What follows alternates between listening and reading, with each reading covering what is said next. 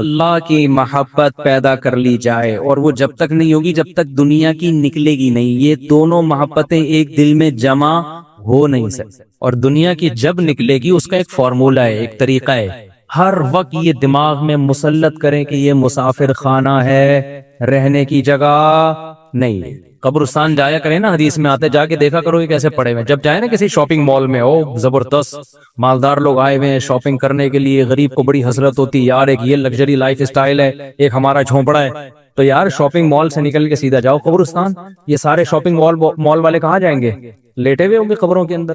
بڑے بڑے تھے اس میں آپ ڈیفینس کے قبرستان چلا جاؤ اگر آپ کو رنگی ٹاؤن کا اچھا نہیں لگ رہا. ڈیفینس کے قبرستان جاؤ، کلفٹن کے قبرستان جاؤ، آپ کو لگے گا بھائی اورنگی ٹاؤن کے قبرستان میں اور ڈیفینس کے قبرستان میں اوپر سے تو فرق ہے، اندر سے کوئی فرق. اوپر تو ہوگا شاید کوئی تختیاں وختیاں لگی ہوئی ہوں گی، تو اندر سے صاحب جتنے کیڑے مچھر کالونی والے کی خبر پہ ہوتے ہیں اتنے ہی کیڑے ڈیفینس کے اندر جو لیٹا ہوا ہے اس کی لاش پہ بھی اتنے ہی کیڑے. ملیر کینٹ ڈیفینس اور اللہ بھلا کرے کلفٹن، گلشن اقبال قبرستان اندر سے سب کے ایک جیسے. ختم 2 دنوں کی کہانی ہے یار، گزر گئی گزران، کیا جھونپڑی کیا میدان، ختم ہونے والی دنیا ہے. کیا کرنے سے دل لگا. لا احب الآفلین. ابراہیم علیہ السلام نے جب دیکھا نا سورج کو، ستارے کو دیکھا تو کہا کہ شاید یہ میرا معبود ہے. جب وہ غائب ہو گیا تو فرمایا لا احب الآفلین، میں فنا ہونے والوں سے محبت نہیں کرتا. اور اللہ کی محبت پیدا ہوتی ہے ذکر اللہ کی کثرت سے. جب انسان عبادت کی کثرت کرتا ہے تو دل کس کی طرف مائل ہونا شروع ہو جاتا ہے؟ اللہ کی طرف سے. اور اللہ کے لیے قربانیاں دینے سے. قربانی کا مطلب اپنی خواہشات کے خلاف جب اللہ کے لیے چلیں گے تو دل اللہ کی محبت اس میں پیدا ہونا شروع ہو جائے. اس کا سب سے بڑا فائدہ دنیا میں ہوتا ہے. دنیا میں جو اللہ سے محبت کرتے ہیں جو فوراً فائدہ ملتا ہے وہ سکون قلب، اطمینان، ایسے مزے کی زندگی، خوشی راحت والی زندگی. ایسا قرآن کہتا ہے الا بذکر اللہ تطمئن القلوب. وہ کسی نے ایک ویڈیو شیئر کی کہ یورپ میں کسی کنٹری میں کوئی خودکشی کے لیے جا رہا ہے تو ایک دم کسی نے بچا لیا نا، اس کو قربانی دی بس ڈرائیور نے. تو لوگوں نے کمنٹس کیے ہوئے تھے دیکھو وہاں کے لوگ کتنے اچھے ہوتے ہیں، بس ڈرائیور نے بس روک کے جا کے پکڑ کے خودکشی سے روکا ہے. واقعی بڑا اچھا کام کیا، اپریشیٹ کرنا چاہیے. لیکن یہ نہیں دیکھ رہے کہ ایک خام خواہ میں خودکشی کر کیوں رہا ہے کوئی. اس معاشرے کے پازیٹیو پہلو کو تو دکھایا جا رہا ہے کہ اگر ہمارے ہاں کوئی کر رہا ہوتا تو بس ڈرائیور نہیں روکتا، بلکہ عین ممکن ہے بس کی وجہ سے خودکشی کر رہی. کوئی 4K میں بیٹھ جائے نا کراچی میں، جب تک وہ بس کے اندر ہے اس کا دل کرے گا میں خودکشی کر لوں، کھڑکی سے چھلانگ لگا لوں. وہ تو شکر ہے اترنے کے بعد پھر وہ سکون ملتا ہے تو خودکشی کے خیالات ختم. 4K یہاں کھڑی بھی تھی نیو کراچی میں، چلا ہی نہیں رہا تھا، بھرے جا رہا ہے، ہل ہی نہیں رہا. بڑی بس ہے تو لوگوں نے پیچھے ایسے ایسے باتیں شروع کر دی کہ تجھے اس کو نیمبو چٹاؤ، نیمبو پھر یہ ہلے گا. ڈرائیور نا ایسے لگتا ہے پی پا کے بیٹھ گیا آرام سے، بس اسے کوئی غم نہیں ہوتا پیچھے کس پہ کیا گزر رہی. تو ہمارے ہاں تو یعنی وہ جو بس ڈرائیور نے اس خاتون کو یا مرد کو جو بھی تھا اس کو خودکشی سے بچا لیا، بڑا اچھا کام کیا. انسانیت کو بچانا تو بہت بڑی عبادت ہے، موت سے بچانا تو اس معاشرے کا یہ ایک پازیٹیو پہلو ہے. لیکن ایک بہت بڑا نیگیٹو بھی ہے کہ جہاں اتنے پازیٹیو لوگ رہتے ہوں جو اپنی جان پہ کھیل کے دوسروں کو بچا رہے ہوں، وہاں اتنے نیگیٹو پیدا کیسے ہو گئے جو خودکشی کرنا چاہتے ہوں. نہیں آ رہی بات. اور جہاں ہم جیسے اتنے نیگیٹو لوگ رہتے ہوں اس کے باوجود بھی اتنے لوگ خودکشی نہیں کر رہے، تو کوئی خوبی ہے نا یہاں پہ. وہ خوبی یہ کہ یہاں اللہ ہے جو تسلیاں دیتا ہے، بے روزگاروں کو بھی تسلی دیتا ہے. رزق کس کے ہاتھ میں ہے؟ میرے ہاتھ میں. ہر سال امتحان میں فیل ہونے والوں کو بھی تسلی دیتا ہے کہ دیکھو کتنے لوگ جو چور تھے اور کیا بن گئے وہ پاکستان میں، کتنے لوگ کچھ بھی نہیں آتا تھا کہاں پہنچے ہوئے ہیں. تم تو فیل ہو گئے نا میڈیکل کالج میں، ڈاکٹر بن کے کیا کر لیتے تم. خیر یہ تو ایک میں مزاح کر رہا ہوں. حقیقت میں وہ ایک ہے نا کہ ایک آدمی کا بچے کا تعارف کروا رہا تھا، یہ ڈاکٹر ہے، یہ فلاں ہے، یہ انجینئر ہے، یوں ہے. تو لوگوں نے کہا کہ اور یہ کیا ہے؟ اس نے کہا یہ چور ہے. اس نے اس کو گھر میں رکھا ہوا کیوں؟ کہہ رہا کما کے یہی لے کر آتا ہے ایسا، باقی سارے کچھ بھی نہیں کرتے. تو اللہ کی طرف سے تسلیاں ملتی ہیں غربت میں، مہنگائی میں، بیماریوں میں. کل ایک بزرگ سے ملاقات ہوئی پنجاب میں لاہور کا سفر تھا نا 1-2 دن کے لیے، تو ایک بڑے بوڑھے سے ملاقات ہوئی. آرمی کے کوئی بڑے آفیسر تھے، سلام دعا تھی ان سے، تو وہ اپنے بوڑھے والد کی بڑی خدمت کر رہے تھے. ہم جب گئے تو انہوں نے اپنے والد صاحب سے بھی ملوایا. کتنا اچھا لگتا ہے کہ انسان اپنے بوڑھے باپ سے بھی سب کو ملوا رہا ہے. اس کی علامت ہوتی ہے اپنے باپ کو عزت. حالانکہ میرے ان کے والد سے کوئی نہ سلام دعا نہ کچھ بھی، لیکن جو بھی ان کے پاس جائے گا وہ سب سے پہلے کس سے ملوائیں گے؟ बेड पे पड़े हुए बूढ़े आदमी, मुझे बड़ा अच्छा लगा, देखो जितनी इज्जत ये दे सकते हैं उतनी इज्जत दे रहे। तो ना ओल्ड हाउस में जमा कराया अब्बा को, वहीं घर में खिदमत हो रही है। मैं गया तो वो बूढ़ा बेचारा क्या कह रहा है, बस दुआ करो मेरी मगफिरत हो जाए, बिस्तरे मर्ग पे हूँ, मौत के लिए तैयार हूँ, कोई गम नहीं है एक गम के सिवा, वो क्या है, आखिरत में बख्शिश। बस इतना अच्छा लगा मुझे कि देखो मुसलमान का खात्मा कितना अच्छा होता है। दुनियादार आदमी का खात्मा अच्छा नहीं होता, वो कहे यार मैं मर क्यों रहा हूँ, मैं क्यों मरा हूँ, मुफ्ती साहब कुछ डॉक्टर लाओ, को टीका लगाए, मैं बच जाऊं।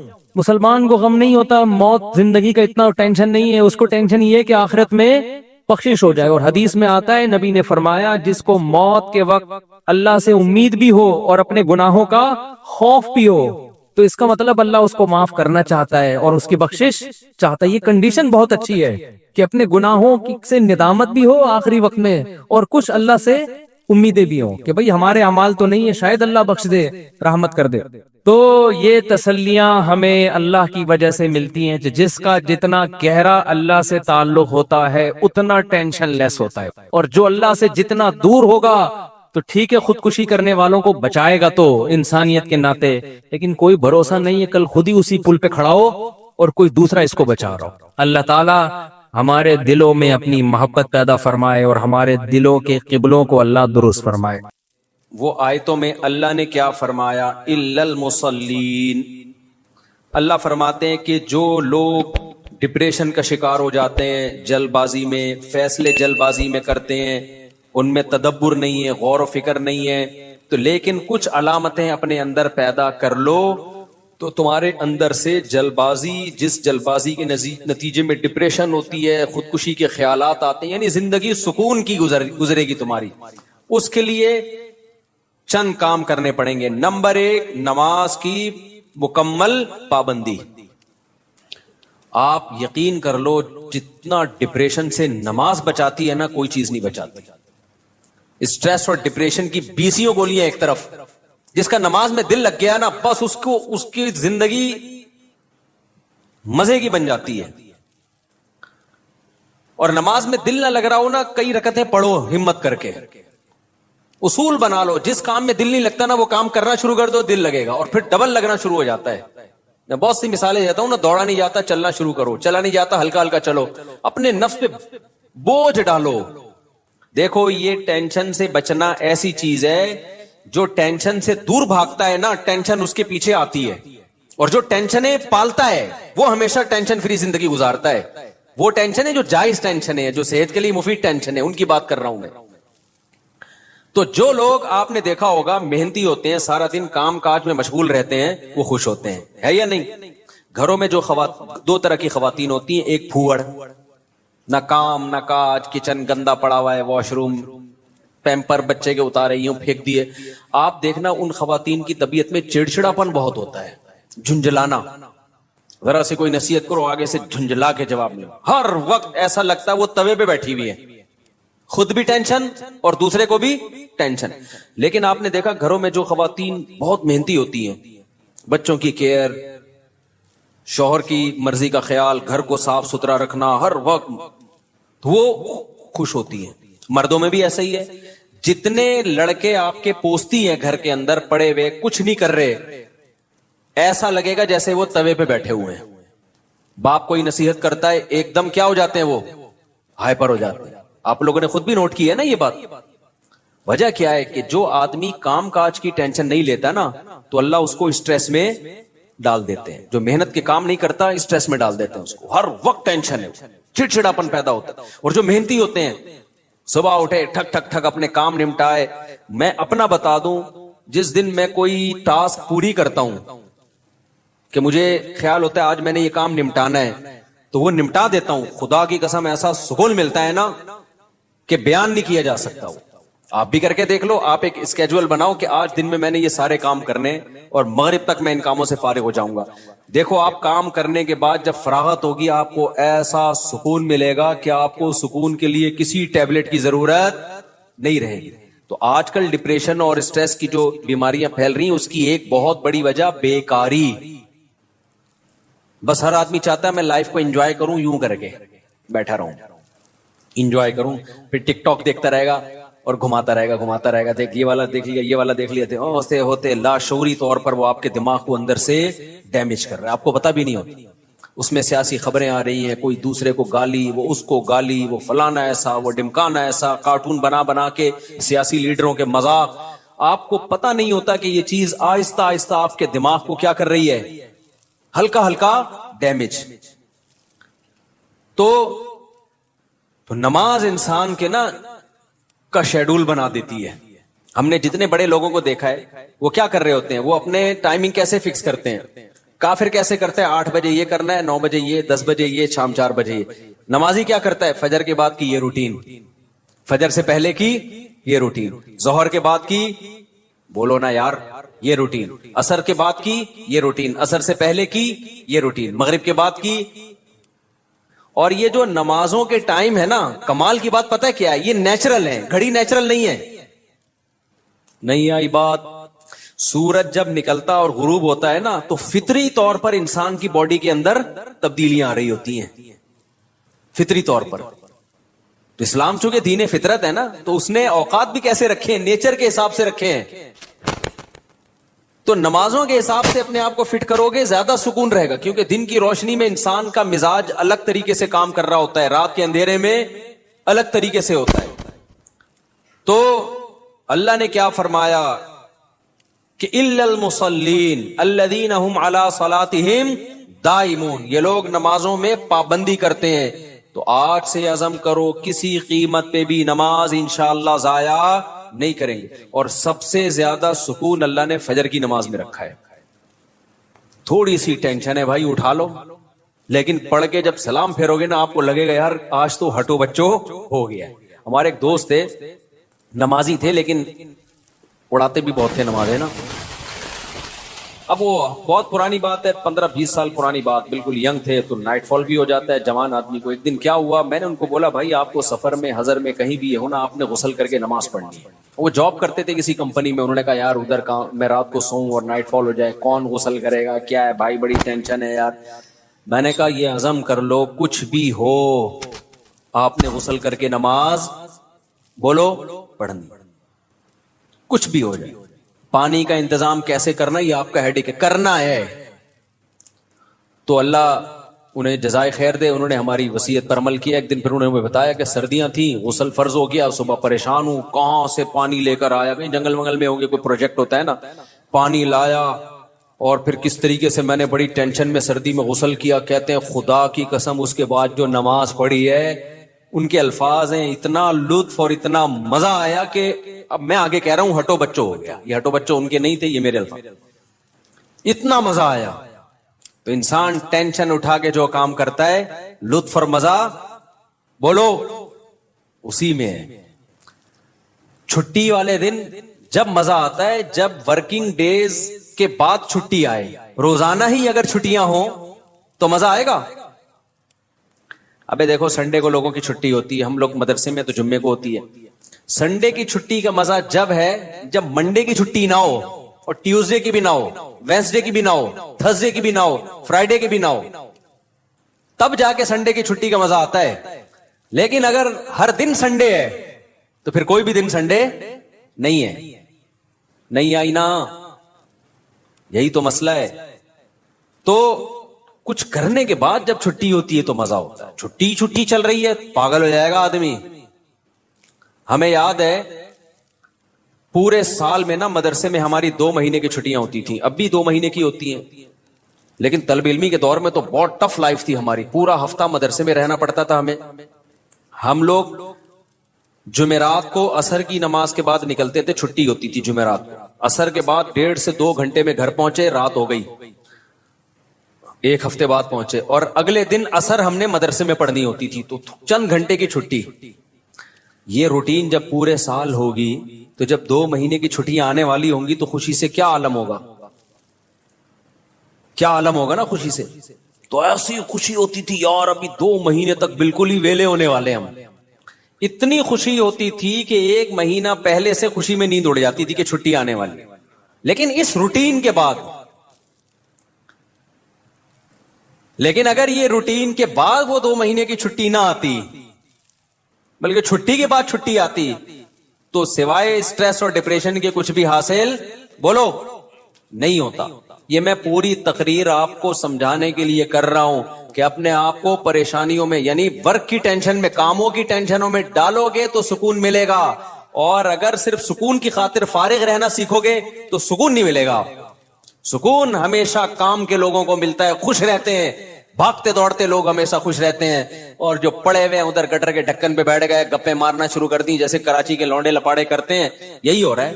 بیٹھے تو اٹھ ہی نہیں رہے, نہ نماز کے ٹائم پہ اٹھ کے جا رہے ہیں, کچھ بھی نہیں, بیٹھے ہیں. آپ کیا کر رہے ہیں, پان سے ایک پیک نکال کے ادھر پھینکی, پھر اٹھ کے گھر گیا, وہاں تھوڑی سی ابا سے صلواتیں سنی, سو رہا ہے تو پھر ٹک ٹاک پہ لگ گیا, لگے پوری رات گزر گئی, پھر اپنی مرضی سے سو گیا, پھر اٹھ گیا, پھر جب سوتے سوتے تھک گیا تو اٹھ گیا. تھک گیا تو کیا ہو گیا, اڑ گیا. اب کیا کریں, وہی کریں جو کل کیا تھا, دوبارہ سے اسی ڈھکن پہ جا کے بیٹھو. ہو سکتا ہے 2-4 بے وقوف ابھی بھی وہیں بیٹھے ہوئے ہوں, پھر دوبارہ ڈھکن پہ جا. گٹر کے ڈھکن تو جو چوری ہونے سے بچ گئے ہیں نا, وہ یہی والے ڈھکن ہیں جن پہ لوگ آ کے بیٹھتے ہیں, باقی تو سارے چوری ہو گئے. اب حضرت مفتی تقی عثمانی صاحب کی عمر ماشاءاللہ کافی ہو گئی ہے, لیکن صحت عمر کے لحاظ سے بہت اچھی, حالانکہ اتنی بزی اور اتنی ٹف لائف گزاری ہے انہوں نے. 8 گھنٹے مطالعہ کا معمول رہا ہے ایک دور میں, لیکن ہم جب بھی حضرت سے ملتے ہیں حضرت خوش طبع ہیں, تو حضرت بہت خوش مزاج ہیں. حالانکہ اتنا مصروف آدمی تو دیکھنے میں لگتا ہے خوش مزاج ہو ہی نہیں سکتا. جتنے میں نے دیکھے نا مصروف, میرے شیخ حضرت مفتی رشید احمد صاحب بہت بزی رہتے تھے. حضرت تو اتنے بزی تھے, حضرت فرماتے تھے کہ اپنی زندگی کا شیڈول ایسا بنانا چاہیے کہ ایک بوتل میں پانی بھرا ہوا ہے, بوتل میں کیا ہے, پانی بھرا ہوا, اور ڈھکن لگا دیا آپ نے. اب اس میں ایک قطرہ پانی جب جائے گا جب پرانا ایک قطرہ نکلے گا. بات سمجھ میں آ رہی ہے؟ ایک قطرے کی بھی جگہ نہیں ہے. ایک قطرہ جب اس میں جائے گا جب ایک قطرہ پہلے سے اس میں نکالا جائے گا. تو فرمایا اگر یہ قطرہ زیادہ قیمتی ہے تو پرانے قطرے کو نکالو, اس قطرے کو ڈالو. یہ قطرہ پرانے قطرے سے زیادہ قیمتی نہیں ہے تو اسی کو رہنے دو, لیکن ہوگا, ریپلیس ہی ہوگا, نیا آئے گا, پرانا نکلے گا. تو فرماتے تھے کہ اپنے زندگی, اپنے جو 24 گھنٹے کے اوقات کو اس طرح سے بوتل میں پانی کی طرح بھر دو کہ اب آپ کوئی اگر کام کرنا چاہتے ہو تو پرانا کوئی کام ڈسٹرب ہوگا تو پھر نیا کام ہوگا. نہیں آئی بات میرا خیال. جیسے ابھی جو روٹین چل رہی ہے نا پبلک کی, وہی کیا چل رہی ہے, کوئی بھی نیا کام کرنا چاہیں تو کر سکتے ہیں, کیونکہ پرانا کوئی کام کوئی کر ہی نہیں رہے. 10 کام مزید شروع کر سکتے ہیں کیونکہ فارغ ہی فارغ ہیں. جبکہ ہمارے حضرت کا کیا تھا کہ حضرت نے اگر کوئی نیا کام کرنا ہے نا, کوئی بھی, جیسے کسی کتاب کا مطالعہ کرنا ہے تو پہلے سے جو کام ہو رہا ہے نا اس کا ناغہ کرنا پڑے گا. تو پھر اس میں کمپیئر کیا جائے گا کہ پرانا کام زیادہ قیمتی ہے یا نیا کام. یعنی کاموں کا حرج تو ہوگا کیونکہ 24 گھنٹے مصروف ہیں, تو کام کا حرج تو ہوگا, لہذا نئے کام کے لیے ٹائم نہیں ہے. نیا کام اس میں جب داخل ہوگا جب نیا پرانے سے بھی زیادہ امپورٹنٹ ہوگا. مثال کے طور پر 24 گھنٹے آپ کا ایک اسکیجول ہے, ایک شیڈول ہے. اب نیا کام کیا ہے, آپ کی بچی بیمار ہے, ایمرجنسی میں ہاسپٹل لے کے جانا ہے, لیکن آپ کا وہ مطالعے کا ٹائم ہے یا ورزش کا ٹائم ہے یا اور کوئی بزی یا اس جاب کا ٹائم ہے. تو اب آپ کیا کرو گے بھائی, نقصان تو ہوگا, آفس کا ناغہ ہوگا, ناغہ تو ہوگا, لیکن اب یہ کام ان تمام کاموں سے زیادہ اہم. بچی کی جان تو بچانی ہے نا, یا اپنی جان ہو یا بچی کی جان ہو. تو اس طرح سے ہونا چاہیے. آپ کہہ سکتے ہیں لو بھائی یہ تو زندگی کا مزہ ہی کرکرا ہو جائے گا, 24 گھنٹے اپنے آپ کو ایسا بزی بنا کے رکھو, یہ تو انسان نہیں, یہ تو گدھا ہو گیا نا. میں سمجھا پا رہا ہوں اپنی بات جو میں بیان کر رہا ہوں, مجھے لگ رہا ہے آپ کے چہروں سے ایسا لگ رہا ہے کہ شاید میں سمجھا نہیں پا رہا. بھائی آپ کہیں گے کہ ہمیں اپنے آپ کو خوش رہنے کے لیے, شریعت پہ چلنے کے لیے 24 گھنٹے ہمیں اپنے آپ کو کیا رکھنا ہے, بزی رکھنا ہے. تو یہ تو انسان نہیں, یہ کیا ہو گیا بھائی, گدھا. تو گٹر کا ڈھکن کہاں گیا اس میں, تو زندگی کے مزے ہی کرکرے ہو گئے. تو دیکھو 24 گھنٹے بزی رکھنے کا مطلب یہ نہیں ہے کہ مطالعے میں, پڑھائی میں اور ہر وقت ایسے کاموں میں جس سے تھکاوٹ ہی ہو, بلکہ اس میں تفریح بھی, وہ بھی ضروری کاموں میں داخل ہے. دوستوں سے کبھی کبھار بیٹھ کے گپ شپ بھی ان ضروری کاموں میں, کیونکہ دماغ کو فریش رکھنے کے لیے ضروری ہے کہ کبھی کبھار گٹر کے ڈھکن پہ جا کے बैठा करे, थोड़ा अबे तबे के माहौल में दोस्त अहबाब से बातचीत कर लिया करे, थोड़ा सा रिलैक्स रहेगा और सोसाइटी में इन रहेगा। क्योंकि जो बिल्कुल सोसाइटी से कट के बिल्कुल ही पप्पू बन जाते हैं ना, वो दुनिया में किसी काम के नहीं रहते, वो किसी काम के नहीं रहते दुनिया में। लेकिन उसका एक टाइम हो। मैं अपने दोस्तों में ऐसे लोगों को जानता हूं, हमारे साथ गपशप थी उनकी गपशप भी टाइम से होती थी। उस वक्त वो हम आज वो बहुत बड़े ओहदों पे पहुंचे हुए हैं। भी चंद दिन पहले एक का फोन भी आया, क्या आप वही तारिक मसूद हो जो हमारे साथ खेला करते थे, गपशप थी? मैंने कहा आजकल क्या वो बहुत बड़ा ऑफिसर बन चुका है, वो नाम नहीं बताऊंगा मैं, बहुत बड़ी फिल्म बन गया भाई वो। लेकिन उसकी रूटीन क्या थी मुझे याद है। उसकी रूटीन ये थी कि बैठे हैं ना दोस्त बाप थड़े पर, ही चल रहा है, टाइम देखा यार 1 घंटा हो गया बस, या आधा घंटा हो गया, कहते मेरा स्टडी टाइम शुरू हो गया। इतने नेक बच्चे कराची में पाए नहीं जाते, लेकिन वो था। ये बात कर रहा हूं जब हम 16-17 साल के थे, उस वक्त गप्पे मार रहे हैं। ऐसे भी नहीं है कि गपशप ही ना हो दोस्तों के साथ, ये भी नहीं है, और ये भी नहीं है कि बैठे हैं तो बैठे ही हैं, ना ना ना ना। उसने टाइम एक बनाया हुआ था, घर का माहौल ऐसा था ना। तो अब आके बैठे अभी गपशप शुरू कर दिया, और भाई हाँ हु ही बातें, क्रिकेट हम साथ खेला करते थे, क्रिकेट की बातें चल रही हैं, गपशप हो रही है। यार मेरा स्टडी टाइम शुरू हो रहा है, मैं जा रहा हूँ। हम कहते थे यार अजीब इंसान है भाई, इतना नेक आदमी। तो ये है कि ये नहीं कि आपने दोस्तों की महफिलें बिल्कुल छोड़ दी, गपशप बिल्कुल छोड़ दी, खेल कूद बिल्कुल छोड़ दिया, लेकिन उसको भी अपने शेड्यूल का हिस्सा बनाना है, उसको भी जितना टाइम बनता है उतना देना है। अब हो ये रहा है कि कोई प्लानिंग नहीं है, कोई रूटीन नहीं है, तो हम अपनी जिंदगी अपनी मर्जी से नहीं चला रहे, हमें कोई और चला रहा है। और पता है कौन है? उसको प्यार से शैतान कहा जाता है। हमें कौन चला रहा है? शैतान बताता है अब उड़ जा, क्योंकि सो सो के अब तू थक गया है। तो हम कहते हैं चलो भाई अब उड़ जाते हैं। शैतान बताता है कि दोबारा सो जा। इतवार को लोग क्या करते हैं छुट्टी वाले दिन? 12 बजे सो के उठेंगे, उसके बाद हलवा पूरी, वो नहीं रश होता, इतना भारी भरकम नाश्ता करेंगे कि आधे घंटे बाद दोबारा से गुनूदगी शुरू। लिहाजा दोबारा शैतान क्या कहता है? अब दोबारा क्या बनता है? सोना बनता है। दोबारा सो गए, तो सारा दिन सोए, सारी रात सोए। तो मेरे भाई खुश रहना चाहते हो ना, तो अपनी रूटीन बनाओ और रूटीन को अपने ताबे रखो, ना ये कि आप शैतान के ताबे बन जाओ। बार बार मैं एक मिसाल देता हूं, घोड़े की लगाम अगर आपके हाथ में होगी तो घोड़ा आपकी मर्जी से सफर करेगा। अभी हो ये रहा है कि हमने अपनी लगाम घोड़े के हाथ में पकड़ा दी है, घोड़ा हमें बताता है कि तूने किधर जाना है। बड़े लोगों की एक बड़ी जबरदस्त बात है कि अगर आपकी जिंदगी गुजारने की अपनी कोई प्लानिंग नहीं होगी तो आप किसी दूसरे की प्लानिंग का हिस्सा बन जाओ। देखो ये चर्सी हीरोइनची है ना, इनकी अपनी कोई प्लानिंग नहीं होती जिंदगी गुजारने की, ये होती है। अगर इन्होंने प्लानिंग से औकात तय किए होते कि हमने ये करना है, सुबह उठ के ये करना है, दोपहर ये करना है, शाम को ये करना है, अपनी प्लानिंग होती तो चर्स पीते ही है। क्या हो गया भाई? वो तो ना नहीं पीते ना, अपनी कोई प्लानिंग नहीं थी, एम ही उठ के एक दिन निकले, एक दोस्त ने चर्स पकड़ाई। तो अब ये किसकी प्लानिंग का हिस्सा बन गए? चर्स और हीरोइन के जो स्मगलर है ना, उनकी प्लानिंग थी हमने पैसा कमाना है, तो वो करोड़पति बन गए क्योंकि इनकी कोई प्लानिंग नहीं थी। तो ये लोग उनकी प्लानिंग का हिस्सा बनके इन्होंने अपना बेड़ा गर्क कर दिया, उनको अरबपति बना दिया। हर दफा ऐसा ही होता है। आपकी अपनी प्लानिंग नहीं है कि मैंने कितनी देर फेसबुक पे बैठना है, कितनी देर यूट्यूब पे बैठना है, बस आपने बैठ गए तो कोई प्लानिंग नहीं है। तो आप देखते जा रहे हो, दिमाग आपका खराब हो रहा है। ये इसने उसको गाली दी, उसने 80 लीटर का कार्टून बना दिया। अपनी कोई प्लानिंग नहीं है कि मैंने देखना कौन सा चैनल है, कितनी देर देखना है, मालूमाती चैनल देखना है, इधर उधर दाएं बाएं चीजें मैंने नहीं देखनी। न्यूज भी एक हद तक देखनी है, बस इतनी काफी है हमारे लिए आज की तारीख में। ये थोड़ी कि न्यूज ही सुनते चले जाओ। क्या तहकीक करनी आज मैंने? अगर नहीं है ना तो आप देखते चले जाओगे। और जो यूट्यूबर्स या फेसबुकिए या टिकटॉकर्स हैं, उनकी प्लानिंग थी कि हमने व्यूज बढ़ा के पैसा कमाना है, तो आप जैसे बेवकूफ उनकी प्लानिंग का हिस्सा, आपका नुकसान, और वो करोड़पति बन रहे हैं।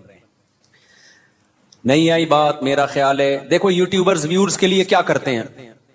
फलाने मौलवी ने, मुफ्ती तारिक मसूद ने आज इंजीनियर के परखचे उड़ा दिए, हालांकि मैंने कहीं नहीं ऐसे उड़ाए होते। वो एकदम वो लगाएगा ना एक वो थंबनेल पे, अबे तुम्हें क्या करना है, परखशे उड़ाए के नहीं उड़ाए। तुम्हें किसी मसले की तहकीक करनी है, किसी खास मसले की, तो तुम उस मसले को देखो यार। मुफ्ती तारिक मसूद ने इस मसले, तलाक के मसले की तहकीक करनी है या और कोई मसला, यार इस पे मैं सर्च कर रहा हूं, मुझे जरूरत है, या ये कारोबार हलाल है या नहीं है, मैं ड्रॉप शिपिंग करता हूं, अब ड्रॉप शिपिंग है हलाल, चलो मुफ्ती तारिक मसूद ड्रॉप शिपिंग लिख के सर्च करो। ये आपकी प्लानिंग होगी, इसमें आपको फायदा होगा। लेकिन हो क्या रहा है, यूट्यूबर अट्रैक्ट करने के लिए थंबनेल पे उन्माद लगाएगा, मुफ्ती तारिक मसूद दोबारा झेलम। कल ऐसे ही हुआ, मेरे सामने आता है, मैं नहीं देखता कि यार मैं, हालांकि मैं देख सकता हूं ना कि क्या कहा है भाई इसने। कल एक मेरे सामने से वीडियो गुजरी, उस पर लिखा मुफ्ती तारिक मसूद दोबारा झेलम पहुंच गए। मैं कराची में बैठ के देख रहा हूं, मेरा भी दिल चाह रहा था ना मैं क्लिक करूं, क्या ख्याल है यार मेरे बारे में झूठ क्यों बोला, क्या बोला, लेकिन मैं नहीं किया क्लिक। मैंने कहा वो बेवकूफ है, हम थोड़ी बेवकूफ है भाई, हमें पता है झूठ है, झूठ आगे हो सकता है अंदर जो मजमून हो वो ये हो कि जाना चाह रहे थे लेकिन नहीं गए, हो सकता है ये लिखा हुआ उसने, ये लिखा हुआ, लेकिन सच लिखा है झूठ लिखा है, मैं क्या करूंगा, मेरा तो टाइम वेस्ट होगा ना, मैं काम की चीज देखूं ना। लेकिन मैंने सिर्फ व्यूज देखे, पब्लिक का रुझान देखने के लिए, कि पता नहीं कितने व्यूज आए हुए थे उस पर, और जाके लेके कमेंट्स में गालियां दी होंगी लोगों ने कि भाई क्या कर रहा है, झूठ क्यों बोल रहा है। लेकिन आपकी जब अपनी कोई प्लानिंग नहीं होती तो आप दूसरों की प्लानिंग का हिस्सा बन जाते। अब यूट्यूबर की प्लानिंग थी व्यूज के जरिए पैसे कमाने, उसको पता है ऐसा उन्मान लगाएंगे तो दे धड़ाधड़ व्यूज आएंगे, आपका टाइम वेस्ट हो रहा है। आपने जब देखा पहुंचे तो है नहीं, ठीक है ना, ऐसी झूठ बोला हुआ इसने, उसके पैसे बन रहे हैं और आपका टाइम वेस्ट, और आप डिप्रेशन में, फिर जबान गंदी करके गालियां कमेंट्स में अलग। तो इन तमाम चीजों का आपको कुछ भी हासिल नहीं हुआ, इसलिए कि आपकी पहले से कोई प्लानिंग थी नहीं कि क्या चीज देखने की है और क्या चीज देखने की नहीं, आपकी थी नहीं, बस आपने जाके। तो उसूल याद रखो, आपकी अपना लाइफ स्टाइल नहीं होगा तो आप हमेशा दूसरे के लाइफ का हिस्सा बन, उसकी तरक्की का हिस्सा बन जाओगे। क्योंकि देखो शैतान हर वक्त प्लानिंग में लगा हुआ है। या तो होता ना शैतान भी प्लानिंग ना कर रहा होता, हम भी प्लानिंग ना करते, तो ना हमें कोई नुकसान होता, ना शैतान को कोई फायदा होता, ना हमें फायदा होता ना नुकसान होता। लेकिन हो ये रहा है कि हम अगर प्लानिंग नहीं करते तो हमारी प्लानिंग कौन कर देता है, शैतान। उसने बना के बैठा होता है, फारिग तरीन आदमी है तो इसको अब इस काम में लगाओ, ठीक है ना। तो ये बहुत अहम बात है। तो अपने जो लाइफ स्टाइल को चेंज करें, उनमें उसकी मामूलात की इब्तदा कहां से होगी, नमाज से। समझते होगे नहीं समझते, इब्तदा कहां से होगी यार, सबसे पहले क्या करना है, नमाज ठीक करनी है। अब शैतान दूसरा हमला करेगा आपके ऊपर, शैतान से बड़ी फिल्म इस कायनात में पैदा नहीं हुई है। शैतान कहेगा ठीक है पहले नमाज तो शुरू कर ले, फिर बाकी चीजें चर्च बात में छोड़ देना। और ये जो गटर के ढक्कन पर पूरी रात बैठा रहता है, या इंटरनेट पर 6-6 घंटे बैठा रहता है, हर वक्त टिकटॉक पे बैठा रहता है, ये अगले स्टेप में, पहले नमाज, तो ना नमाज सही होगी ना अगला स्टेप शुरू होगा। ये ऐसा ही है जैसे हम कहते थे हफ्ते के दिन से हम पढ़ाई शुरू करेंगे, 1 जनवरी, अगले साल की 1 जनवरी से। वो 1 जनवरी कभी आती है या 1 मुहर्रम कभी आता है, वो कभी भी नहीं आएगा। जब जनवरी आएगी ना, आप बोलोगे इस्लामी साल से करूं ना, 1 मुहर्रम से करूंगा, मैं मुसलमान हूं, मैं अंग्रेज थोड़ी हूं ना। वो 1 मुहर्रम कभी आएगा ना वो 1 जनवरी। हाफिजों को ना पहला पारा बहुत पक्का याद होता है, पता है क्यों?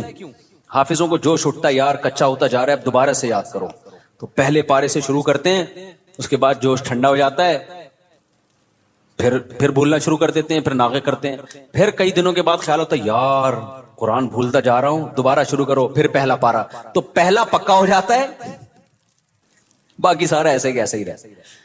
तो इसलिए प्लानिंग में ये हो कि सबसे पहले नमाज को मजबूत करना है, लेकिन ये ना हो कि जब तक नमाज ठीक नहीं होगी बाकी चीजें ठीक नहीं है। सब चीजों को एक साथ ठीक करना है, समझ रहे हो? जिसने ये किया ना, पहले ये फिर वो, तो ना ये होगा और ना वो होगा।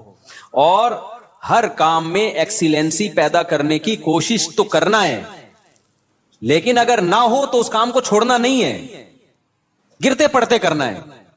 आपने नियत कर ली, जैसे नमाजी बनना चाहते हो ना, तो नियत करनी पड़ेगी मैं 40 दिन तकबीर उला से नमाज पढ़ूंगा, एक नमाज भी मैं 40 दिन तक तकबीर उला से नहीं छोड़ूंगा।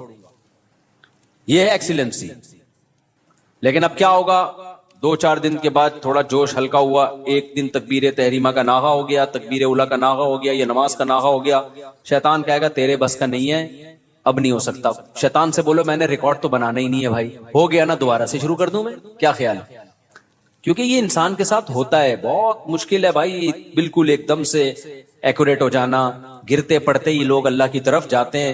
اگر سارے ایک دم سیدھے چلنا شروع ہو جاتے تو یہ حدیث پھر کیوں ہوتی؟ نبی صلی اللہ علیہ وسلم نے فرمایا, اللہ تعالیٰ فرماتے ہیں من تقرب الی شبرا تقربت الیہ باعا, جو ایک بالش میری طرف چل کے آتا ہے میں ایک ہاتھ اس کی طرف چل کے جاتا ہوں, اور جو میری طرف چل کے آتا ہے اتیتہ ہرولا, میں اس کی طرف دوڑ کے جاتا ہوں. یہ حدیث ہے ہی یہ سمجھانے کے لیے کہ آپ پہل تو کرو, آنا تو شروع ہو, گرتے پڑتے ہی آؤ. کچھ آپ کرو گے, کچھ کون کرے گا؟ کچھ اللہ کرے گا. تو کیا کرنا ہے بھائی؟ اپنے شیڈول کو, اپنے اسکیجول کو تبدیل کرنے کے لیے سب سے پہلے ابتدا کہاں سے کرنی ہے؟ نماز سے. بھائی اب زندگی میں نماز کبھی بھی نہیں چھوٹے گی. اب نماز میں اپنے آپ کو پابند کرنے کے لیے چند چیزیں ہیں. سب سے پہلا کام کیا کرنا ہے؟ ایک دم سے قضاء عمری شروع نہ کرو, زیادہ بوجھ ہو جائے گا. قضاء عمری تو پڑھنا لازم ہے, لیکن پہلے تھوڑا سا اپنے آپ کو ادا نمازوں کا عادی بنا لو. 40 دن تو بناؤ نا کم از کم عادی, پھر اس کے بعد قضاء عمری شروع کرو. ایک دم سے زیادہ بوجھ آ گیا تو نہ ادھر کے رہو گے نہ ادھر کے رہو گے. ایک دم سے نا ایک دم امام مہدی بننے کی کوشش کرتے ہیں لوگ, ایسے ایک دم صوفی بنے گا, جا رہا ہے قضاء عمری بھی چل رہی ہے ساتھ ساتھ, آج لگتا ہے کہ بس یہ کہاں پہنچ گیا ہے. وہ بخار ہوتا ہے چند دنوں میں وہ کافور ہو جاتا ہے, اڑ جاتا ہے. تو نماز کا عادی بنانے کے لیے کرنا کیا ہے؟ اپنے اوپر کوئی جرمانہ رکھنا ہے, سزا رکھنی ہے. بھائی مجھ سے اگر فجر کی نماز چھوٹ گئی تو اس دن ناشتہ بولو نہیں کروں گا. ناشتہ اسی دن ہوگا جس دن فجر کی نماز ہوگی. سزا دو اپنے آپ کو. حکیم اختر صاحب رحمہ اللہ تعالی فرمایا کرتے تھے, یہ کتنی بڑی بے غیرتی ہے کہ اللہ نے کہا تھا نماز پڑھو فجر کی, آپ اللہ کا حکم آپ سے اتنا سا پورا نہیں ہوا اور صبح پراٹھے کھانے کے لیے ناشتے پہ بیٹھ جاتے. کتنی بڑی بے غیرتی ہے نا, کہ اللہ کی نعمتوں سے تو پھوڑنے کے لیے آ جاتے ہیں, بس جو اللہ نے کام لگایا وہ ہو نہیں رہا. تو غیرت کا تقاضا بھی ہے, فجر گئی تو ناشتہ بھی گیا. اے اللہ اب ہمارے منہ سے تو نوالا اترے گا نہیں. کتنا مزہ آتا ہے صبح ناشتہ کرنے میں نا, آپ کو نہیں آتا, مجھے تو بہت آتا ہے. خیر کتنا لطف ملتا ہے جب بھوک لگ رہی ہو اور انسان مزے کا ناشتہ کرے. تو یہ اللہ ہم سے کام بہت کم لیتا ہے, نعمتیں ہمیں بہت زیادہ دیتا ہے, اور اس فجر پڑھنے میں بھی ہمارا ہی فائدہ ہے, سکون ہمیں ہی مل رہا ہے, صحت بھی اچھی ہوتی ہے, جلدی اٹھنے میں آکسیجن ملتی ہے. اور صبح کی جو دھوپ ہے نا, یہ جو ٹھنڈی دھوپ ہوتی ہے صبح کی, سرخ دھوپ, یہ وائٹامن ڈی بہت تیزی سے بڑھاتی ہے باڈی میں لگی. دھوپ ویسے بھی وٹامن ڈی بڑھاتی ہے چاہے دوپہر کی دھوپ ہی ہو, لیکن صبح کی دھوپ ہے جب سورج سرخ ہوتا ہے, یہ والی دھوپ بہت زیادہ آپ کی باڈی کو مضبوط کرتی ہے, ہڈیوں کو مضبوط کرتی ہے. تو ہمارا ہی فائدہ اس میں. تو اپنے آپ کو نماز کا پابند بنانے کے لیے کیا کرنا ہے بھائی؟ فجر چھوٹ گئی, ناشتہ گیا. ظہر چھوٹ گئی تو کچھ پیسے رکھ لو. ہر آدمی اپنے حساب سے پیسے رکھے کہ اتنے پیسے میں. اب میں یہ نہیں کہوں گا کہ ظہر چھوٹ گئی تو لنچ بھی گیا, کیونکہ سزا اتنی دے انسان جتنی افورڈ کر پائے, ورنہ ہوگا یہ کہ آپ نہ سزا پہ عمل کرو گے نہ نماز. بہت زیادہ سزا دینا بھی ٹھیک نہیں ہے. اب مثال کے طور پر آپ نے کہا کہ فجر گئی تو میں اپنی گردن ہی اڑا دوں گا, تو کون اڑائے گا بھائی؟ خام خب وہ بات کرو نا جو پاسبل ہے. یا فجر ہو گئی تو اپنے آپ کو سگریٹ, فجر گئی تو سگریٹ سے جلاؤں گا اپنے آپ کو, تو سزا اتنی جو افورڈ. یا فجر گئی تو 10 لاکھ روپے صدقہ کروں گا, ایسا نہیں ہوتا. نہ 10 لاکھ صدقہ کرے گا بھائی, اتنا نیک ہوتا تو پڑھ ہی نہ لیتا.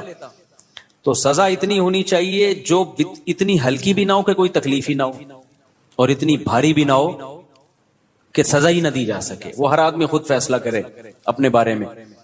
تو اور نبی صلی اللہ علیہ وسلم نے ارشاد فرمایا, دیکھو اسلام میں جتنی فضیلت نماز کی ہے کسی حکم کی اتنی فضیلت نہیں ہے. آپ صلی اللہ علیہ وسلم نے فرمایا, دیکھو قیامت کے دن جب اللہ کا دربار لگے گا, ہم دنیا میں جب کوئی بڑی مجلس ہوتی ہے تو ایسی محفل میں جہاں کوئی حاکم وزیر اعظم آیا ہوا ہو، ہر ایک کی کوشش ہوتی ہے آگے. ڈاکٹر ذاکر نائک کا جب پروگرام، کتنے لوگ یار ہمیں آگے سیٹ مل جائے، ہمیں آگے سیٹ مل جائے. تو یہ تو کچھ بھی نہیں ہے بھائی. اصل تو وہ دربار ہوگا جو اللہ کا لے گا قیامت کے دن. تو اس میں جس کو آگے سیٹ ملے گی نا، حقیقت میں وہ واقعی فخر کرے گا. تو نبی صلی اللہ علیہ وسلم نے فرمایا اس دن آگے کا ٹکٹ کس کو ملے گا. حدیث کا مفہوم بیان کر رہا ہوں کہ نمازوں میں جو سب سے آگے ہوا کرتے تھے، اگلی صف میں ہوا کرتے تھے. کیونکہ اللہ کا ایک دربار دنیا میں لگتا ہے جس میں اللہ نظر نہیں آتا، ہمیں بس ایمان لائے ہیں بھائی اللہ کا دربار ہے، تو وہ غیب ہے. تو اس میں جو آگے آگے ہوگا، تو جب سچی مچی کا دربار لگے گا جس میں اللہ موجود ہوگا، تو نبی صلی اللہ علیہ وسلم نے فرمایا جو صف میں سب سے آگے ہوتے تھے قیامت کے دن بھی وہ اللہ کے ہاں سب سے آگے ہوں گے، اور جو صفوں میں جتنا پیچھے ہوتے تھے قیامت کے دن بھی وہ صفوں میں اتنا پیچھے ہوں گے. کچھ لوگوں کی عادت ہوتی ہے ایک رکعت نکالنا فرض ہے. ہمارے محلے میں ایک صاحب ہوا کرتے تھے، فجر میں لازمی ایک رکعت نکلتی تھی ان کی. اچھا فجر 5 بجے ہو رہی ہے تو وہ 5:05 پہ آ رہے ہیں. ہم ان سے کہتے تھے یار ایک رکعت کیوں نکالتے ہو، تھوڑا 2 منٹ پہلے آ جاؤ. کہتے یار اصل میں رات کو نیند پوری نہیں ہوتی. پھر جب نماز 5:15 پہ ہوئی تو بھی ایک رکعت نکل رہی ہے.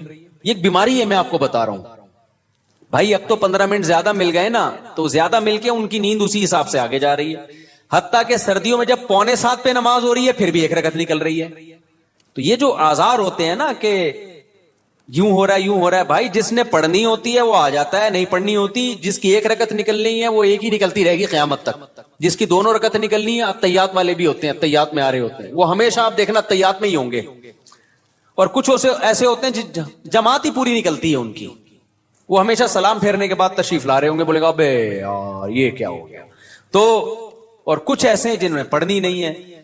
تو جب میں اور آپ کوشش کریں گے نماز کی پابندی کی، تو بھائی تکبیر اولا کی پابندی کے ساتھ صفے اول میں، کیونکہ نبی کی جو بشارتیں آپ صلی اللہ علیہ وسلم نے صف اول کے لیے دی ہیں وہ دوسری صف کے لیے اور آخری صف کے لیے نہیں ہیں.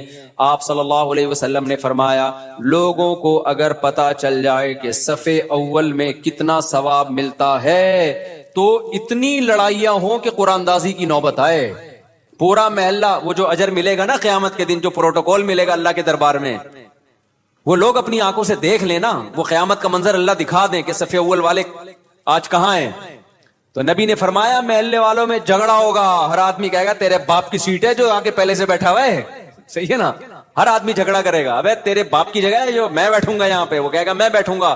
اتنی لڑائیاں ہوں گی کہ فیصلہ کس سے کیا جائے گا؟ قرعہ ڈالا جائے گا.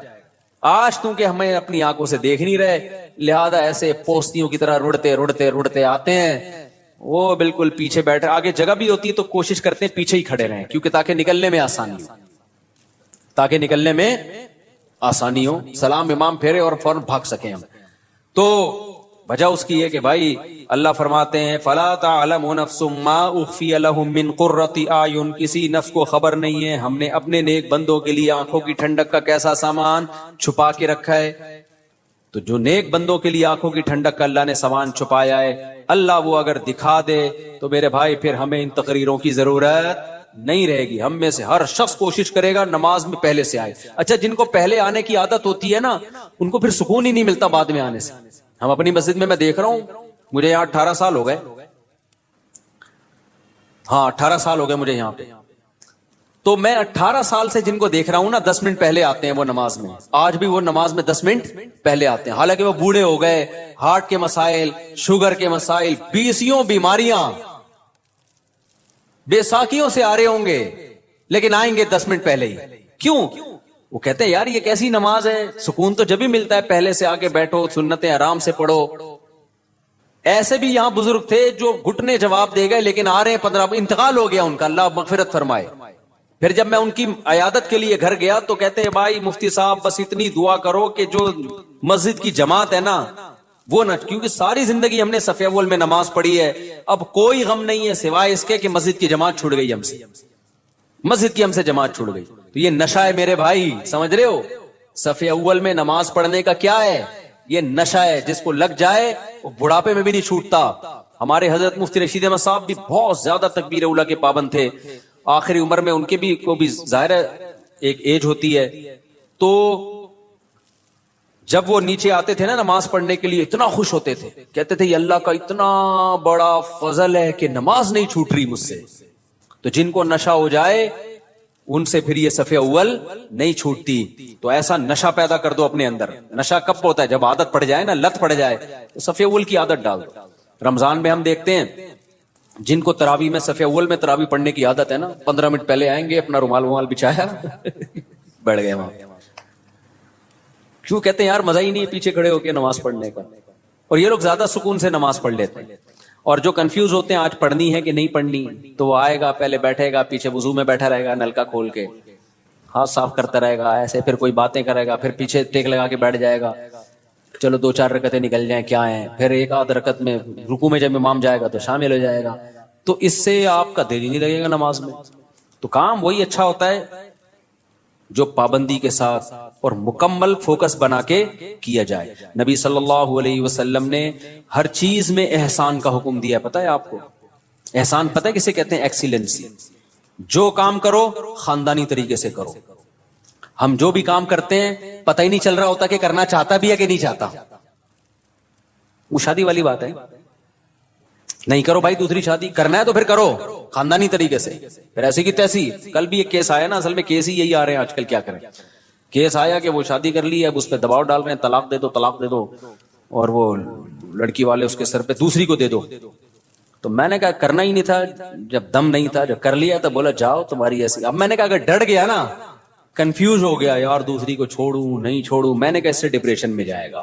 کام تو کر لیا, اب بول بھائی میرے ٹکڑے کر دو, مجھے بم سے اڑا دو.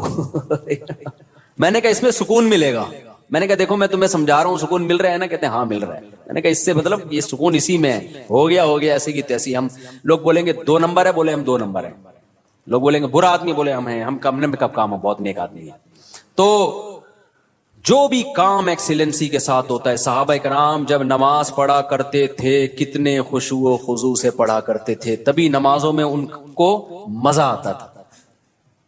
ہم نماز پڑھ رہے ہوتے ہیں, مسجد کی طرف آ رہے ہوتے ہیں ایسے جیسے قبر سے مردے کو اکھاڑا جا رہا ہے, بستر سے ایسے اٹھتے ہیں, مسجد میں ایسے آتے ہیں جیسے پولیس جیل کی طرف لے کے جا رہی ہے. پھر وہاں بیٹھے ہوتے ہیں بار بار, کبھی یوں کر کے دیکھ رہے ہیں, کبھی پیچھے مڑ مڑ کے امام کو دیکھ رہے ہیں کہ آ کیوں نہیں رہا. بھائی تمیز سے منہ نیچے کرے بیٹھ جاؤ, 30 سیکنڈ لیٹ ہو جائے گی نا نماز زیادہ زیادہ. پھر سلام کے بعد فوراً ایک دم نا ایسے جیسے توے پہ بٹھایا ہوا ہے, ہلنا شروع ہو جائے گا کہ اٹھوں کیسے میں یہاں سے.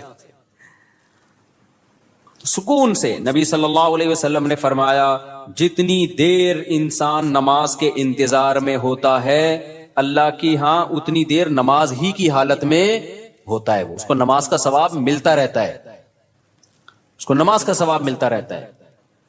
اور جتنی دور سے چل کے آئے گا, آپ صلی اللہ علیہ وسلم نے فرمایا ہر قدم پہ اللہ ایک نیکی دیں گے اور ایک گناہ اس کا معاف کریں گے.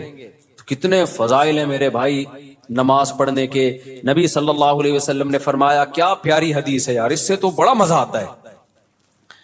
نبی نے فرمایا کہ میری امت قیامت کے دن اپنے چہروں کی سفیدی سے پہچانی جائے گی, کیونکہ اتنا وضو کیا ہوگا نا اس نے زندگی میں. اب جو 15 سال کی عمر سے نماز پڑھ رہا ہے, 15 دفعہ روزانہ دن میں منہ دھوتا ہے کہ نہیں دھوتا؟ اور یہ وہ منہ کا واش کرنا نہیں ہے جو گورے واش کرتے ہیں, یہ عبادت کے طور پہ منہ کا دھونا ہے. یہ جو ہم چہرہ دھوتے ہیں دن میں 15 دفعہ, بازو دھوتے ہیں دن میں 15 دفعہ, پاؤں دھوتے ہیں دن میں 15 دفعہ, 3 دفعہ دھویا جاتا ہے نا. تو یہ صرف واشنگ نہیں ہے کہ سروس ہو رہی ہے آپ کی, یہ دھونا بطور عادت ہے یا عبادت کے طور پر ہے؟ بتاؤ. یہ عبادت کے طور پہ دھویا جا رہا ہے, منہ اللہ نے حکم دیا. تو آپ سوچو جس نے 40 سال 50 سال اللہ کے حکم پہ دن میں 15 دفعہ منہ دھویا ہوگا, تو کیا اس کے چہرے پہ کوئی ایسی علامت نہیں ہوگی جس سے پتا چل جائے کہ اس کا چہرہ دوسرے چہروں سے بہت پاکیزہ ہے؟ کیونکہ اس بار بار منہ دھونے سے جو منہ کے گناہ ہیں, بازوؤں کے گناہ ہیں, پاؤں کے گناہ ہیں, وہ دھل رہے ہیں, ان میں روحانیت پیدا ہو رہی ہے, نورانیت پیدا ہو رہی ہے. یہ نورانیت دنیا کی آنکھوں سے نظر نہیں آتی, لیکن یہ نورانیت قیامت کے دن اللہ ایسی آنکھیں دے دیں گے جس سے لوگوں کو یہ نورانیت نظر آنا شروع ہو جائے گی. غرم محجلین. آپ نے فرمایا کہ اتنا واضح ہوں گے نا اہل اسلام قیامت کے دن جو نمازی تھے, اتنے واضح ہوں گے نا ان کے چہرے, فرمایا جیسے سارے سیاہ گھوڑے ہوں اور ان میں ایک سفید پیشانی والا گھوڑا ہو اور اس کے سفید پاؤں ہو. گھوڑوں میں یہ بڑی خوبصورتی سمجھی جاتی تھی کہ مکمل سیاہ ہو لیکن پیشانی کیا ہو, سفید, اور پاؤں کیا ہو, سفید, صرف پاؤں میں سفیدی کے نشان سے گھوڑے میں بڑا حسن پیدا ہوتا ہے. تو آپ نے فرمایا کہ سارے سیاہ گھوڑوں میں اگر سفید پیشانی والا گھوڑا ہوگا تو فوراً الگ پہچان ہوگی کہ نہیں ہوگی؟ ہے بھائی ایک گھوڑے ہیں, اب آپ کا گھوڑا ان گھوڑوں میں مکس ہو گیا, سب کے کلر تو آپ جا کے غور سے دیکھو گے, لیکن آپ کا گھوڑا سفید پیشانی والا تھا, باقی سارے کالے, فوراً پہچان جاؤ گے بھائی یہ کس کا گھوڑا ہے, یہ میرا. تو نبی نے فرمایا میں اپنے امتیوں کو پہچاننے میں کوئی کنفیوژن نہیں ہوگی, کیونکہ وضو کی کثرت کی وجہ سے سب کے چہرے نورانی ہوں گے, سفید ہوں گے, سب کے بازو کیا ہوں گے, نورانی اور سفید. جتنا ایریا وضو میں کور ہوتا ہے نا سارا سفید ہوگا. سفید کا مطلب نور نکل رہا ہوگا اس سے, نورانی چہرے ہوں گے. تو یہ ہلکی چیز نہیں ہے بھائی نماز کا قائم کرنا. شاعر اسلام میں سے دیکھو ہر مذہب کا کوئی خاص نشان ہوتا ہے جس سے پتہ چل جاتا ہے یہ آدمی اس مذہب سے بیلونگ کرتا ہے. ہوتا ہے کہ نہیں ہوتا؟ ہندو عورتوں کے یہاں کیا ہوتی ہے, بولو, ٹیکا بندیا ہوتی ہے نا, تو جس عورت کی ہوتی ہے ہمیں فوراً پتہ چل جاتا ہے یہ کیا ہے بھائی. منہ سے بولنے پر گورنمنٹ نے پابندی لگائی ہے تو ٹھیک ہے بھائی, جس خاتون کے یہاں ٹیکا ہوتا ہے 99% چانس ہوتا ہے کہ یہ کیا ہے, ہندو ہے, ہندوؤں کا کلچر ہے. یہاں سلیب لٹکا ہوا ہے تو فوراً پتہ چل جاتا ہے بھائی یہ کیا ہے, یہ عیسائی ہے. خاص علامات ہوتی ہیں ان کی. اور اسی طرح یہودیوں کی ایک خاص کیپ ہوتی ہے, اتنی سی کیپ یہاں رکھی ہوئی ہوتی ہے, ماشاءاللہ داڑیاں تو ایک اچھا کام کرتے ہیں, بڑی داڑھی رکھتے ہیں, چھوٹی سی یہاں کیپ ہوگی, خاص ڈریس ہوتا ہے ان کا. پہلے تو ہمیں یہودی کہیں نظر ہی نہیں آئے تھے کراچی میں, اب دنیا میں ٹریولنگ ہوتی ہے تو بہت سارے, میں تو بعض دفعہ دم کروانے جانے لگا تھا, میں نے کچھ لگ رہا ہے بخاری کے کوئی استاذ بیٹھے ہوئے, اتنے داڑھی کی وجہ سے ویسے چہرہ تو نورانی ہو ہی جاتا ہے, اتنی بڑی بڑی داڑھی. امریکہ میں اور کینیڈا میں تو جاپان میں بھی میں نے دیکھے, تو میں سمجھا کہ کوئی بخاری پڑھانے والے مدرسے کے استاذ ہیں, میں نے کہا جا کے دم کراتا ہوں. انہوں نے کہا رکھ کے چماڑ لگے گا, دم نہیں کرانا بھائی, یہ یہودی. تو ہانگ کانگ میں دیکھے ہم نے اتنی بڑی بڑی داڑھیوں والے یہودی. تو اس لیے میں غامدی صاحب سے کہتا ہوں کہ یہودیوں سے عبرت حاصل کرو. یہودیوں کا مذہب اتنا پرانا, پھر بھی داڑھی کا انکار نہیں کیا اب تک انہوں نے. اتنے لبرل, اتنے سیکولر ہو گئے کیونکہ تورات میں داڑھی لکھی ہوئی ہے, موسیٰ علیہ السلام کی تعلیمات میں تھا داڑھی بڑھاؤ. تو کتنا کچھ یہودیوں نے اپنے دین کو چینج کر لیا, داڑھی اپنے مذہب سے نہیں نکال سکے. اور ہمارے مسلمان اسکالر, جبکہ ہمارے پاس نبی کی بخاری مسلم کی صحیح حدیثیں, آف اللحا, داڑیاں بڑھاؤ, خود نبی کی داڑھی, اور حکم دیا جا رہا ہے رکھو نہیں بڑھاؤ, تبھی کم از کم ایک مٹھی واجب ہے, اس لیے کہ بڑھانے کا حکم ہے. اگر ایک مٹھی سے بھی کم ہوگی تو بڑی بھی تھوڑی ہوگی. پھر وہ اہل حدیث تو اس کی ظاہر پر عمل کرتے ہیں کہ بھائی بڑھاؤ. اچھا اس میں لوگ اہل حدیثوں کا مذاق اڑاتے ہیں, اتنی بڑی بڑی داڑیاں, میں کہ تم مذاق مت اڑاؤ. وجہ اس کی ہے کہ بہرحال وہ کس کا سہارا لے رہے ہیں, حدیث کا سہارا لے رہے ہیں. آف اللحا, کیونکہ کسی صحیح حدیث میں ہمیں داڑھی چھوٹی کرنے کا حکم نہیں ملتا. تو اس لیے اب کسی کا مذاق اڑانا اس بیس پہ کہ وہ بڑی داڑیاں رکھ رہے ہیں اور یہ غلط ہے بھائی. وہ اس میں سہارا کس کا لے رہے ہیں, نبی کی حدیث کا. آف اللحا, چھوڑ دو اپنے حال پہ. ہم عبداللہ بن عمر کے قول سے استدلال کرتے ہیں, ان کے عمل سے, کہ وہ ایک مٹھی سے زیادہ کاٹ دیا کرتے تھے اور صحابہ نے کسی پر ان پر اعتراض نہیں کیا. تو یہ گنجائش ہے. تو لیکن نص تو ہے نا بہرحال ان کے پاس, تو اس میں مذاق نہیں بنتا کہ آپ مذاق اڑانا شروع کر دیں یا کسی کی نیت پہ شک کرنا شروع کر دیں. بہرحال اسلام میں حکم داڑھی کاٹنے کا نہیں ہے, کس کا ہے, بڑھانے کا. تو حامدی صاحب نے کیا کیا, انکار کر دیا کہ ایکچولی کلچر تھا. بھائی کلچر تھا تو نبی آرڈر کیوں دے رہے ہیں؟ نبی ان کا کلچر تو عربوں کا کھجور کھانا بھی تھا, تو آپ نے کھجور کھانے کے آرڈر دیے کہ عربوں کا کلچر تھا لنگی پہننے کا, آپ نے کہیں لنگی کا آرڈر دیا ہمیں؟ عربوں کا کلچر تھا گدھے کی سواری کا, تو آپ نے آرڈر دیا ہمیں گدھے کی سواری کرو؟ بھائی بطور مذہب اور بطور دین کے داڑھی بڑھانے کا آپ نے حکم دیا ہے, کیونکہ آپ نے فرمایا 10 چیزیں پیغمبروں کی فطرت ہیں. تو فطرت کی مخالفت تغییر خلق اللہ کہلاتی ہے. ان میں داڑھی بڑھانا, مونچھیں گھٹانا, بغلوں کے بال صاف کرنا. تو کیا بغلوں کے بال صاف کرنا آپشنل ہے کیا؟ کرو نہ کرو آپ کی مرضی. نہ کاٹنے پڑیں گے آپ کو. ناخن کاٹنا, یہ سب ایک ہی حدیث کا حصہ ہیں. تو جیسے ناخن کاٹنا واجب ہے, آپشنل نہیں ہے, بغلوں کے بال صاف کرنا اس حدیث کی روشنی میں واجب ہے, آپشنل نہیں ہے, بول دو نا, مجھے شک ہونے لگتا ہے کہ بڑھائی بھی ہوں گی. زیر ناف بال صاف کرنا واجب ہے, آپشنل نہیں ہے. تو اسی حدیث میں بھائی داڑھی بڑھانے کا حکم دیا جا رہا ہے, تو وہ کیسے آپشنل ہو گیا؟ اس کا کلچر, نبی کلچر بیان کرنے کے لیے تھوڑی آئے ہیں, نبی کیا بیان کرنے کے لیے آئے ہیں؟ حدیث, اللہ کا حکم بیان کرنے کے لیے آئے ہیں. تو جب تک اس کے خلاف کوئی دلیل نہ ہو, اس کو اللہ کا آرڈر اور اللہ کا حکم ہی سمجھا جائے گا. تو یہودیوں نے اپنے مذہب سے داڑھی نہیں نکالی, تو یہ مذہب کا آرڈر. سکھوں سے عبرت حاصل کرو. جب میں کینیڈا کے ایئرپورٹ پہ اترا ہوں, مجھے اتنی بڑی بڑی داڑھیوں والے سردار نظر آئے, حالانکہ ایئرپورٹ پہ وہ جاب کر رہے ہیں, کوئی مینیجر ہے, کوئی پائلٹ ہے, داڑھی سب نے رکھی. 99 جو میرا تجزیہ غلط بھی ہو سکتا ہے, کیونکہ ہو سکتا ہے جنہوں نے داڑھی کاٹی بھی مجھے پتہ ہی نہ چل رہا ہو کہ یہ سکھ ہے یا کچھ اور, انہوں نے رکھی ہوئی ہے. وہ اپنے مذہب کو نہیں چھوڑتے. شرم سے ڈوب مرنے کا مقام ہے میرے بھائی, پھر ہم لوگ کے لیے کیا خیال ہے؟ اور غامدی صاحب نے تو انکار ہی کر دیا. تو ہمارے تو پیغمبر دیکھو, یوسف علیہ السلام سے زیادہ کوئی خوبصورت تھا, لیکن آپ کی بھی کیا تھی؟ داڑھی. اور جمال میں سب سے زیادہ جمال اللہ نے, حسن الگ چیز ہے, جمال الگ چیز. حسن میں سب سے بڑا درجہ یوسف علیہ السلام کا, لیکن جمال جو حسن کے سے اوپر کی چیز ہے, وہ جمال سب سے زیادہ اس کائنات میں نبی صلی اللہ علیہ وسلم کو اللہ نے دیا ہے, اور یہ حدیث سے ثابت ہے. لیکن آپ صلی اللہ علیہ وسلم کی بھی داڑھی تھی. اس لیے میں غامدی صاحب اور ان کے فالوور سے کہتا ہوں کہ آپ سے نہیں رکھی جا رہی, آپ توبہ استغفار کر لو, لیکن انکار مت کرو بھائی. آپ تحریف دین جو ہے یہ زیادہ بڑا جرم ہے, تو اور ہمت کر کے رکھ لو. کیا جا رہا ہے یار؟ خیر, تو کہاں سے کہاں بات چلی گئی, کیا بات کر رہا تھا میں؟ ہاں, میں کہہ رہا تھا اسلام کے شعائر ہوتے ہیں نا, جیسے ہندوؤں کا ایک خاص شعار ہے, سکھوں کا ایک خاص شعار ہے, داڑھی ہوتی ہے, پگڑی ہوتی ہے, یہ ان کا شعار ہے. عیسائیوں کا سلیب ہے. تو مسلمانوں کا شعار کیا ہے؟ مسلمانوں کا شعار کوئی خاص لباس نہیں ہے. شاعر اسلام میں سب سے بڑی چیز ہے نماز, کہ 5 ٹائم مسلمان مسجد میں حاضری دیتا ہے. یہ دنیا میں کوئی مذہب اپنے عبادت گاہوں میں 5 ٹائم حاضری دیتا ہے؟ ہندو ہفتے میں 1 بار, باقی انہوں نے چھوٹے چھوٹے بھگوان گھر میں ہی رکھے ہوئے ہیں. صحیح ہے نا, وہ ان کی روزانہ عبادت کریں, صبح شام کریں, یہ ان کا ہیڈک ہے.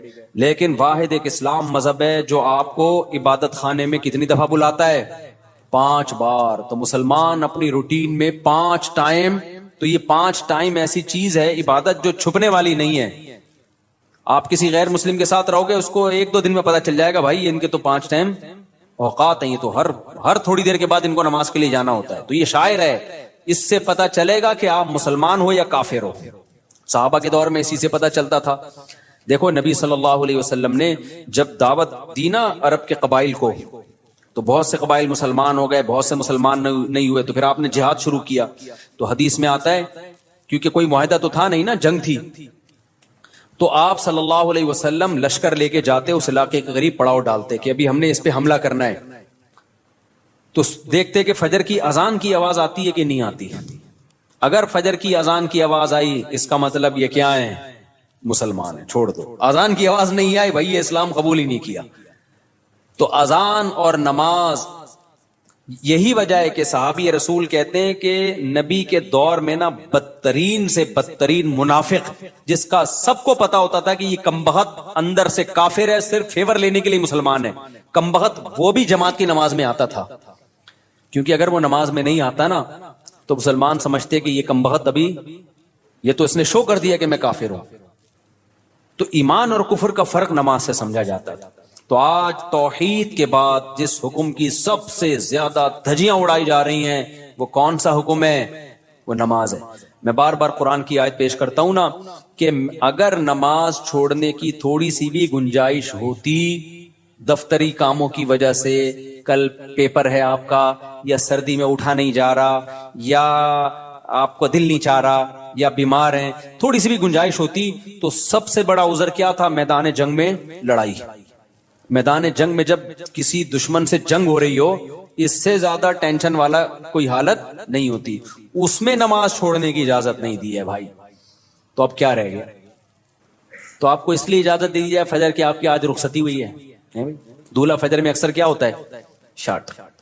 کہتا ہے اتنے عرصے منتیں ماننے کے بعد میری شادی ہوئی ہے, تو فجر کیوں پڑھوں, میں پاگل ہوں کیا؟ وہ یہ سمجھ رہا ہوتا ہے. اور جو محلے کے لوگ ہوتے ہیں نا, جو آپ کے دوست, وہ کسی کو دیکھیں نہ دیکھیں, دولہا کو سب چیک کر رہے ہوتے ہیں آج فجر میں آیا کہ نہیں آیا. بڑے ہوشیار ہیں. دولہا کو سب کیا کر رہے ہوتے ہیں؟ چیک کر رہے ہوتے ہیں. ایک بندے کی, ہمارے دوست کی شادی ہوئی, وہ کبھی بھی فجر میں نہیں آتا تھا. شادی ہوئی تو پہنچ گیا اور آدھا گھنٹہ پہلے سے آگے بیٹھا ہوا ہے. میں نے کہا یار تم تو ویسے ندرت کبھی نہیں آئے. نماز پڑھتا تھا لیکن جماعت نکل جاتی تھی. نماز پڑھتا تھا مگر جماعت نکل جاتی. میں نے کہا یا تو پورے سال پڑھ رہے ہوتے, اس سال اس رات کو بھی آ جاتے, ہم کہتے چلو یار ہمت کی اس نے. پورے سال کبھی میں نے آپ کو مسجد میں دیکھا نہیں, یعنی نماز پڑھتا تھا جماعت کے بعد آ کے, اور آج آپ آدھے گھنٹے سے آئے ہوئے ہو. کہتے یار سویا ہی نہیں ہوں. تو میں نے کہا نیند ہی نہیں آئی خوشی سے نا, خوشی سے نیند آئی نہیں ہے. تو اب میں نے کہا چلو آج پہلی دفعہ جماعت سے نماز پڑھ کے ریکارڈ قائم کر. تو میں نے کہا میں تو آپ کو بہت نیک سمجھ رہا تھا, لیکن خیر یہ بھی غنیمت ہے. تو یہ شروع میں ہوتا ہے, خوشی سے نیند نہیں آتی. اس کے بعد کنواروں کو دیکھ دیکھ کے روتا ہے کہ کیسی گہری نیند سوتے ہیں یار, یہ کتنے گھوڑے بیچ کے سوتے ہیں, کوئی ٹینشن نہیں ہے. خیر تو بھائی آج سے عزم کرتے ہو کہ نہیں کرتے؟ سفر ہو, حضر ہو, لڑائی ہو, جھگڑا ہو, پہلے سے پلاننگ کرنی ہے. کیونکہ قرآن نے نماز پڑھنے کا حکم نہیں دیا. یحافظون, حفاظت کا مطلب جس چیز کی حفاظت کرنی ہوتی ہے پہلے سے پلاننگ کرنی پڑتی ہے نا, یا اینڈ ٹائم پہ کرتے ہو. دیکھو بینک سے آپ کو 1 کروڑ روپے لے کے نکلنا ہے, اب یہ حفاظت کرنی ہے کہ نہیں کرنی؟ تو آپ نے کیا کیا, بینک سے 1 کروڑ روپے لے کے باہر آئے, سڑک پہ آ کے سوچ رہے ہو کہ اس کی میں نے حفاظت کیسے کرنی ہے. کیا خیال ہے؟ کیونکہ آپ نے سن لیا تھا کہ 1 کروڑ روپے کی ہم نے حفاظت کرنی ہے, لہذا نکالے, باہر نکلے, اور ابھی شاپر میں پڑے ہوئے. اب آپ کہہ رہے ہو یار میں حفاظت اس کی کرنی ہے, میں نے پلاننگ کرنی ہے. ہو جائے گی حفاظت, کیونکہ ڈاکو پہلے سے پلاننگ کر چکا ہو. کہ کچھ بے وقوف ایسے ہوتے ہیں جو پیسے لے کے نکلتے ہیں, نکلنے کے بعد سوچ رہے ہوتے ہیں ان کو کہاں رکھنا ہے ہم نے. تو ایسے لوگوں کی حماقت سے ڈاکو فائدہ اٹھاتے ہیں. تو آپ نے جب حفاظت کرنی ہوتی ہے تو پلاننگ پہلے سے, یار 1 کروڑ کا چیک کے کیش لے کے نکلنا ہے میں نے, تو پہلے سے سوچو کہاں سے نکلوں, کن کو ساتھ لے کے جاؤں, کون سا شاپر ہوگا, بلیک کلر کا شاپر ہوگا, اور اس شاپر میں جوتے ہوں گے, اور جوتے کے اوپر ٹوپیاں ہوں گی, اور مسواکیں ہوں گی, اور خود بھی دھوتی بنیان, تاکہ دیکھنے میں لگے کہ یہ بھیک مانگنے گیا تھا بینک میں, دھکے دے کے نکال دیا گیا اس کو. ہمارے ایک دوست ہیں دبئی میں, ارب پتی تاجر ہے نا, وہ ڈائمنڈ کا بڑا بزنس ہے. وہ لوگ ڈائمنڈ لے کر آتے ہیں افریقہ سے. افریقہ میں ڈائمنڈ نکلتا ہے نا, وہاں بڑی لڑائی ہے, اتنے سے ڈائمنڈ کروڑوں روپے کا ہوتا ہے. میں نے کہا لاتے کیسے ہو؟